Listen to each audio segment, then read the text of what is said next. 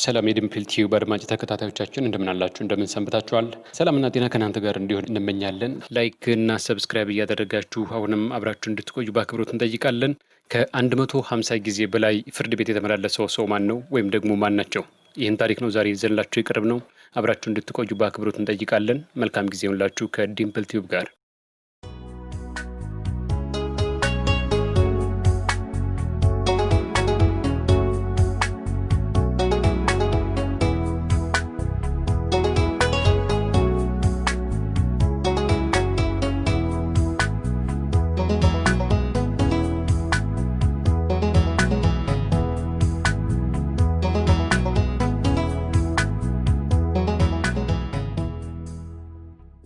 ከአባቱ ከአቶ ወልደየስ አልታየና ከእናቱ ከወይዘሮ በሰልፊው ጽጌ ሰኔ 12 ቀን 1920 ዓ.ም በአዲስ አበባ ከተማ ተወለደ። የአስራት አባት አቶ ወልደየስ አልታየ በጸሐፌ ትእዛዝ ኃይሌ ወልደ ስላሴ አስተዳደር ውስጥ በጸሐፊነትና እናታቸው ወይዘሮ በሰልፊው ጽጌ በአነስተኛ ንግድ የተሰማሩ ነበሩ። አስራት ወልደየስ የ3 ዓመት ሕፃን እያለ ወላጆቹ በፍች ምክንያት ስለተለያዩ ከእናቱ ጋር ወደ ድሬዳዋ አቀና። አስራት ድሬዳዋ በነበረበት ወቅት የጣሊያን ወረራ በኢትዮጵያ ተከሰተ። በዚህ ወቅት በነሞገስ አስኪዶምና አብርሃም ደቦጭ ግራዚያኒ ላይ የተደረገውን የግድያ ሙከራ ለመበቀል ከግራዚያኒ በተላለፈ መልእክት በ3 ቀናት ውስጥ ብቻ ከ33,000 በላይ የአዲስ አበባ ነዋሪዎች በዶማ በአካፋና በግጅራ ተጨፍጭፈው ሲገደሉ የአስራት አባት አቶ ወልደየስ አልታየም እንደ ሌሎች ኢትዮጵያውያን ሁሉ የመስዋዕትነቱ ሰለባ ሆኑ። እናቱ ወይዘሮ በሰልፊው ጽጌም የባለቤታቸው የአቶ ወልደየስ ሞት ተጨምሮበት ብዙም ሳይቆዩ ታመው ከህፃን ልጃቸው በሞት ተለዩ። ወላጆቹን በሞት የተነጠቀው ታዳጊ ከአያቱ ከወይዘሮ ባንቾ ሰኒፍሩ ጋር መኖር ጀመረ። አጎቱ አቶ ዘውዴ ወረደ ወርቅ እዚያው ድሬዳዋ ይኖሩ ነበርና ታዳጊውን የቄስ ትምህርት ቤት እንዲማር አስገቡት። የቄስ ትምህርት ቤት በነበረበት ወቅት በቀለም አቀባበሉ ጎበዝ ነበር ይላሉ አስተማሪው አለቃ ለማ ምስክርነታቸውን ሲሰጡ። አስራት በልጅነት በጣም ጎበዝ በመሆኑ ዓመት ሳይሞላው ወንጌሉን ከቆጥሮ አንበልብሎ ከፍካሬ እስከ ነቢያት ደግሞ ድቁና ተቀበል ይላሉ።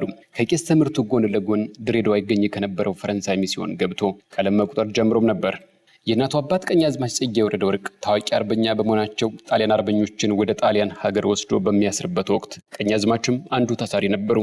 ቀኛዝማች ጽጌ ከ3 ዓመት ተኩል እስር በኋላ ሀገራችን ከወረራ ነፃ ወጥታ ወደ ኢትዮጵያ ሲመለሱ አስራትን አዲስ አበባ አስመጥተው በ1934 ዓ.ም ተፈሪ መኮንን ትምህርት ቤት አስገቡት። ትምህርት ቤት በገባ በዓመቱ በ1935 ዓ.ም በተፈሪ መኮንን ትምህርት ቤት ከአጠቃላይ ተማሪዎች አንደኛ በመውጣት የካሜራ ተሸላሚ ለመሆን በቅተዋል። በወቅቱ የአንደኛ ደረጃ ትምህርታቸውን ካጠናቀቁት ወጣቶች መካከል ላቅ ያለ ውጤት ያስመዘገቡትን ወደ ውጭ ሀገር ልኮ ማስተማር ተጀምሮ ነበርና አስራትም በዚሁ የትምህርት ዕድል ምክንያት ግብጽ ወደሚገኘው የእንግሊዞች ቪክቶሪያ ኮሌጅ ተላከ። በቪክቶሪያ ኮሌጅ ለ5 ዓመታት ትምህርቱን ከተከታተለ በኋላ በስኮላርሺፕ ለከፍተኛ ትምህርት ወደ ታላቋ ብሪታንያ ስኮትላንድ ኤደንብራ ዩኒቨርሲቲ አቀና።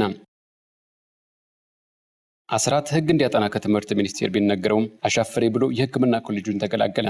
ትምህርቱን እንደጨረሰም ፈጥኖ ወደ ሀገሩ ሲመለስ በወቅቱ የጤና ጥበቃ ሚኒስቴር የነበሩት ዕውቁ አርበኛ ደጃዝማች ፀሐይ እንቁ ስላሴ አስጠርተው የጤና ሚኒስቴርነቱን ቦታ እንዲይዝ ጠይቆታል።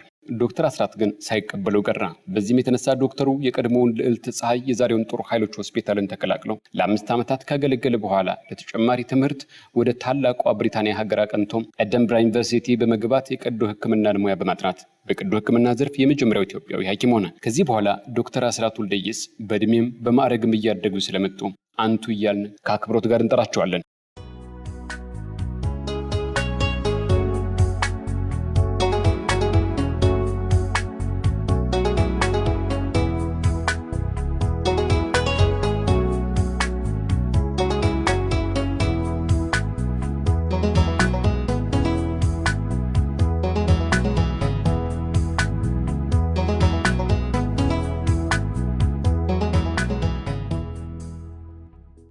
እነ ዶክተር አስራት እስኪተኩት ድረስ የሀገራችን የሕክምና ዘርፍ በነጮች የተያዘ ስለነበር ዶክተር አስራት ከጓደኞቻቸው ጋር በመሆን የሕክምና ማሰልጠኛ እንዲከፈት በመወቶታቸው ምክንያት የጥቁር አንበሳን ሆስፒታል እውን ሲያደርጉ የሆስፒታሉን የቴክኒክ ኮሚቴ የመሩት ዶክተር አስራት ወልደየስ እንደነበሩ ይነገራል።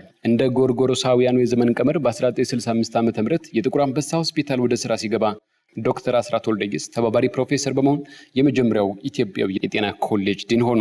በደርግ ወቅትም በካድሬዎች ይደረግባቸው የነበረውን ከፍተኛ ጫና ተቋቁመው ሀገራቸውን ሳይለቁ ህዝባቸውን ሲያገለግሉ ቆይተዋል።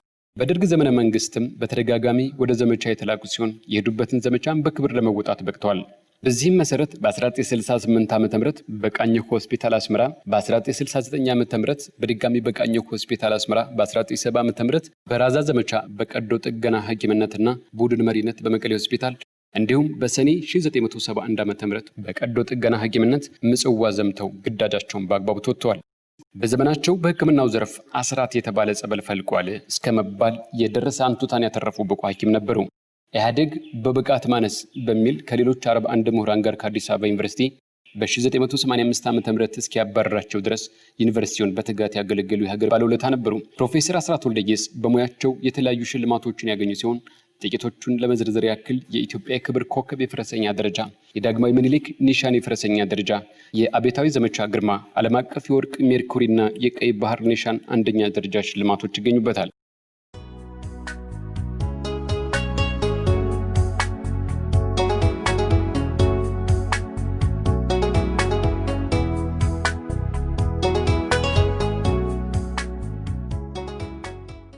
የደርግ ስርዓት ተሸንፎ ኢህአዴግ ስልጣኑን በተቆጣጠረበት ወቅት ሰኔ 24 ቀን 1983 ዓ.ም በተደረገ የሽግግር መንግስት ቻርተር ውይይት ላይ የከፍተኛ ትምህርት ተቋማትን ወክለው የተገኙት ፕሮፌሰር አስራት ሀገር ላስገነጥል ተወክዬ አልመጣሁም በማለት ተቃውሞ ያሰሙ ብቸኛው ኢትዮጵያዊ ቆራጥ ጀግና ናቸው። ፕሮፌሰሩ በዚህ አላበቁም። ይህ ጉባኤ በኢትዮጵያ ሕዝብ ስም ምንም ጉዳይ ሊወስን ሊያግድ ወይም ሊሰርዝ አይችልም በማለት ጉባኤው እያደረገው ያለው ውሳኔ ኢዲሞክራሲያዊ መሆኑን አስረግጠው ሞግተዋል። በዚህ ንግግራቸውም የተነሳ ከጉባኤው ሲወጡ ብዙ ማስፈራሪያና ዛቻ እንደደረሰባቸው ይነገራል። በወቅቱ በኮንፈረንሱም ሆነ በሽግግር መንግስቱ ምንም ውክልና ያልነበረው የአማራ ሕዝብ በየአካባቢው ግፍና መከራን ማስተናገድ ጀመረ። ይህ ሁኔታ ያሳሰባቸው ምሁራን በመነጋገር ፕሮፌሰር አስራትን ሊቀመንበር በማድረግ የመላው አማራ ህዝብ ድርጅትን ታህሳስ 2 ቀን 1984 ዓ.ም መሰረቱ። ፕሮፌሰር አስራት የተጣለባቸውን አደራ ለመወጣት በሀገር ውስጥና ከሀገር ውጭ ድርጅታቸውን ማስተዋወቅና የተቃጣውን የዘር ፍጅት ለመመከት ነቅተው ታግለዋል። በስዊድን፣ በአሜሪካ፣ በዋሽንግተን ዲሲ፣ በሎስ አንጀለስ እና በኒውዮርክ በመዘዋወር የዲጋፍ ቻፕተሮችን አቋቋሙ። በሀገር ውስጥ በነበረው የህዝብ ጥያቄ መሰረት በደብረ ብርሃን ዘራ ያዕቆብ አደባባይ ታህሳስ 11 ቀን 1985 ዓ.ም በተካሄደው ህዝባዊ ስብሰባ ታሪካዊ ንግግር አደረጉ። የድርጅታቸው በአጭር ጊዜ ውስጥ ተቀባይነት ማግኘት ረፍት የነሳ የሽግግር መንግስት ፕሮፌሰሩን ጦርነት ቀስቃሽ ንግግር አድርገዋል ሲል ከሰሳቸው። የዚህን ንግግር ጦርነት ቀስቃሽ መባል የሰማ የአካባቢው ህዝብ እስካሁን አማርኛ እናውቃለን ስንል ኖረናል፣ አሁን በሽግግር መንግስቱ በአዲስ መልክ መማር ሊገባን ነው ሲል ምጸቱን ገልጾ እንደነበር አይረሳም። በዚህም የተነሳ ፕሮፌሰር አስራት ማዕከላዊ ወንጀል ምርመራ ተጠርተው በ50 ሺህ ብር ዋስትናና ከሀገር እንዳይወጡ እገዳ ተጥሮባቸው ተለቀቁ። በዚያው ዓመት እንደገና ከጎጃም ከመጡ አርሶ አደሮች ጋር ሲረዋል በሚል ለጥያቄ ይፈለጋሉ ተብለው ሐምሌ 5 ቀን 1985 ዓ.ም ለ24 ሰዓታት ከታሰሩ በኋላ በ20 ሺህ ብር ዋስትና ተለቀቁ። ከዚያ በኋላ ሐምሌ 12 በነበረው ተለዋጭ ቀጠሮ ዋስትናቸው ተነስቶ ለ43 ቀናት በስር ቆይተው ነሐሴ 24 ቀን 1985 ዓ.ም ሊፈቱ ችለዋል። በወቅቱ በተደጋጋሚ እየተጠሩ ዋስትና ከመጠየቃቸው የተነሳ የዋሶች ባንክ ማደራጀት ሳይኖርብኝ አይቀርም ሲሉ ምሬታቸውን ገልጸው ነበር ፕሮፌሰሩ።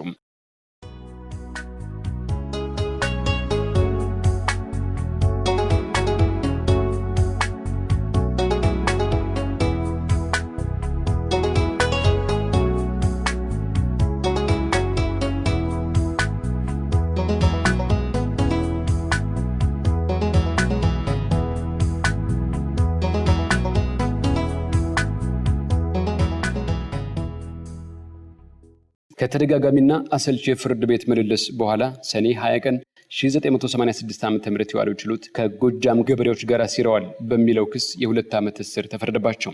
ሀገራቸውን ደከመኝ ሰለቸኝ ሳይሉ በታማኝነት ያገለገሉት ሽማግሌ በጡረታ ዕድሜያቸው ከርቸሌ ወረዱ። በወቅቱ አምነስቲ ኢንተርናሽናል ፕሮፌሰሩን የህሊና እስረኛ ሲላቸው የፍርድ ሂደቱንም መረጃ አልባ ሲል አጣጥሎታል። ይህ በእንዲህ እንዳለ በእንጥልጥል የቆየ ደብረ ብርሃን ንግግር ክስ ተቀስቅሶ በሳምንት እስከ 2 እና 3 ጊዜያት ፍርድ ቤት መመላለሱ የሰለቻቸው ፕሮፌሰር አስራት የምታውቁትን ውሳኔ የዛሬ 6 ወይም 9 ወር ከምትሰጡኝ ዛሬውኑ አሳውቁኝና እስር ቤት ቁጭ ብዬ መጽሐፍ ላንብብ ሲሉ ለችሎቱ በምሬት ተናግረው ነበር። ታህሳስ 18 ቀን 1987 ዓ.ም የዋለው ችሎትም ፕሮፌሰሩን የ3 ዓመት እስር በየነባቸው። በዚህ ሂደት ውስጥ ፕሮፌሰር አስራት ከ150 ጊዜ በላይ ፍርድ ቤት ተንከራተዋል። ታስረው በነበረበት ወቅትም ከፖለቲካ እስረኞች ተለይተው ከፍትሐ ብሔር እስረኞች ጋር እንዲቆዩ የተደረገ ሲሆን መጽሐፍትና ጥያቄም በፈለጉት መጠን እንዲያገኙ ተከልክለው ቆይተዋል። የሥራ አያያዛቸውም የከፋ ከመሆኑ የተነሳ በ1972 ዓ.ም የጀመራቸው የልብ ህመም ተባብሶ የስኳር መጠናቸውም ስለጨመረ ከፍተኛ የጤና እክል ገጠማቸው። ለብዙ በሽተኞች መድኃኒት የነበሩት ፕሮፌሰር አስራት ወልደየስ ሕክምና ተከልክለው የበሽታ መጫወቻ ሆኑ። ሰውነታቸውም እንደፈለጉ ሊታዘዛቸው አልቻለም። አይናቸውም ማየት ተሳነው። የልብ ድካማቸው እየጨመረ ሲመጣ ሕክምና እንዲያገኙ ለጠቅላይ ሚኒስትሩ ደብዳቤ ቢጽፉም መፍትሄ ግን ሳያገኙ ቀርተዋል።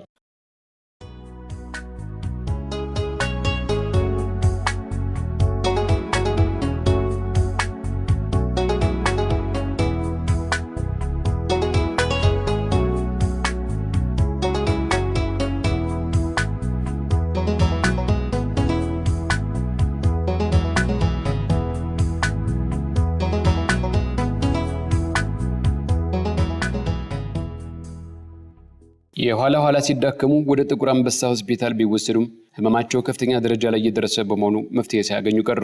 በመጨረሻ ታህሳስ 18 ቀን 1991 ዓ.ም ወደ ውጭ ሀገር ሄደው እንዲታከሙ ፈቃድ ቢያገኙም በከፍተኛ ሁኔታ በመድከማቸው አውሮፕላን ውስጥ በሐኪሞች እየታገዙ ወደ ለንደን ሆስፒታል በረሩ።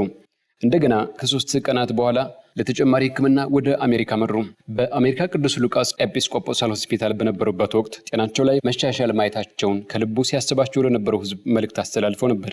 ይሁን እንጂ ብዙም ሳይቆዩ የዘመዶቻቸው መገኛ በሆነው ፊላደልፊያ እያሉ ባልታወቀ ምክንያት ህመማቸው ተባብሶ እንደገና ተዳከሙ።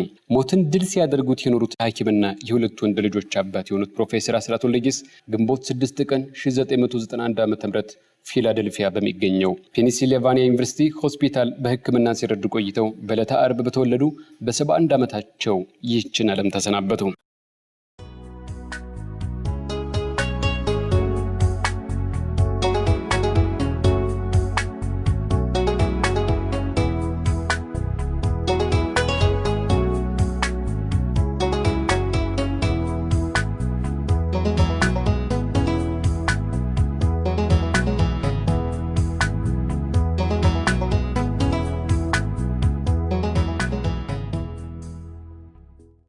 በሽታና መንግስት ተባብረው ወደ መቃብር የገፏቸውን የፕሮፌሰር አስራትን ሞት ትልልቅና ዓለም አቀፍ የመገናኛ አውታሮች ሰፊ ሽፋን ሰጥተው ዘግበውታል። አስከሬናቸውን ታላላቅ እንግዶችና ወዳጆቻቸው በተገኙበት አሸኛኘት ተደርጎለት ግንቦት 17 ቀን 1991 ዓ.ም ከቀኑ 11 ሰዓት ከ30 ላይ ቦሌ ዓለም አቀፍ አየር ማረፊያ ደረሰ።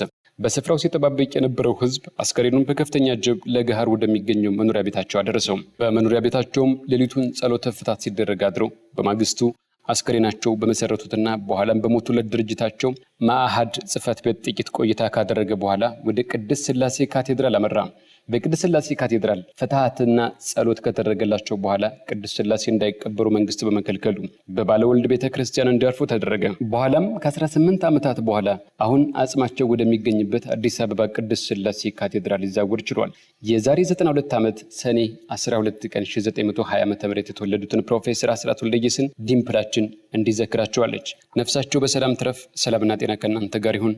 ከዲምፕል ቲዩብ ጋር አብራችሁ ስለነበራችሁ ከልብ አድርገን እናመሰግናለን። ላይክ እና ሰብስክራይብ ማድረጋችሁ እንዳትረሱ። ሰላምና ጤና በድጋሚ